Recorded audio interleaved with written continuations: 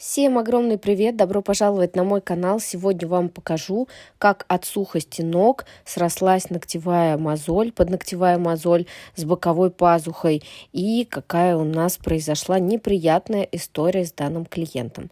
Итак, для начала, конечно же, нам нужно оценить ножки. Видите, здесь очень много огрубелостей, также уже достаточно большая длина, но все продержалось хорошо. Снимаю я педикюр очень часто именно вот такими вот фрезами, у которых есть прямая рабочая сторона. То есть, например, фреза кукуруза не так будет удобно, потому что у нее меньшая площадь соприкосновения, меньшая площадь работы, а фрезой конус, либо усеченный конус, педикюр снятие делать гораздо удобнее. Возьмите это себе тоже на заметочку. Старалась это видео максимально прям не ускорять, чтобы вам было более понятно, как я работаю и какие у меня движения небольшие и не быстрые. Посмотрите, сначала я снимаю на сопротивление, а в другой боковой пазухе снимаю на скат. Дальше убираю я длину кусачками в этом случае. Здесь у нас ножки очень чувствительные. Делаю все максимально деликатно и убираю длину прямо полностью.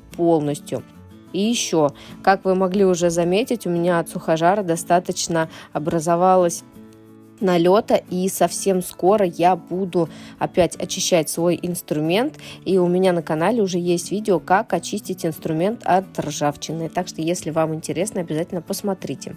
Итак, обязательно пилку мы немножко зашлифовываем ее ребрышки, чтобы не поранить клиента. И начинаем также обработку в боках. Когда мы пилкой проходимся по ногтевой пластине, мы вообще не давим, можем надавить только немножко совсем, вот как раз в тех местах, где я работаю, то есть где у нас очень много разрослось птеригия.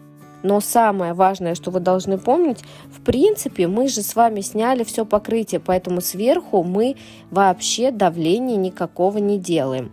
А вот в бочках немножко надавливаем, потому что там могут остаться и остатки старого гель-лака, потому что нам тяжело достаточно фрезой для снятия подлезть сбоку, и также потому что там птеригий.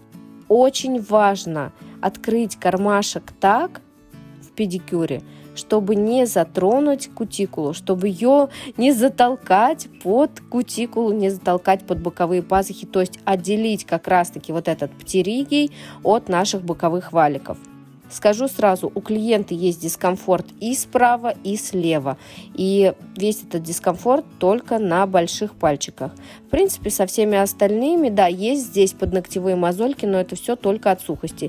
И еще вы просили больше показывать мизинец, поэтому вот исправляюсь, обязательно сюда включила его. Здесь можете не бояться. Мизинчик – это единственный ноготок, у которого есть карман в педикюре. У всех остальных покрытие возможно только в стык. И теперь посмотрите, какую огромную мозоль я достаю.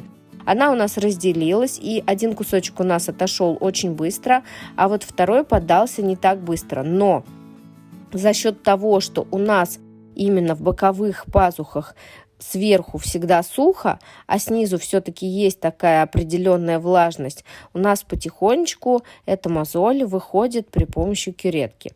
Мы ее сначала толкаем в одну сторону вверх, а потом начинаем толкать вниз. И таким образом она как бы раскачивается. Если у вас, так же как у меня, вообще не поддается она, начинаем раскачивать и прищепляем немножечко вот таким вот пинцетиком, либо теми же самыми кусачками, которыми мы убирали длину. И аккуратно просто ее можем вытягивать. Но вытягивайте очень осторожно, чтобы ни в коем случае не вытянуть лишку и не повредить, конечно же, ножки наших клиентов.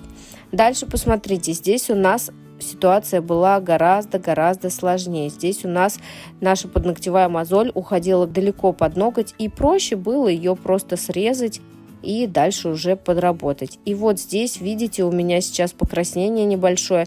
Здесь у нас подногтевая мозоль прямо срослась с пальчиком. Такое бывает, и ничего страшного, крови не было, но было покраснение, был дискомфорт, был неприятный эффект. Мы все обработали. И самое главное, мы больше не будем допускать, что клиент у нас будет ходить так долго с педикюром, потому что педикюру 2 месяца, даже побольше.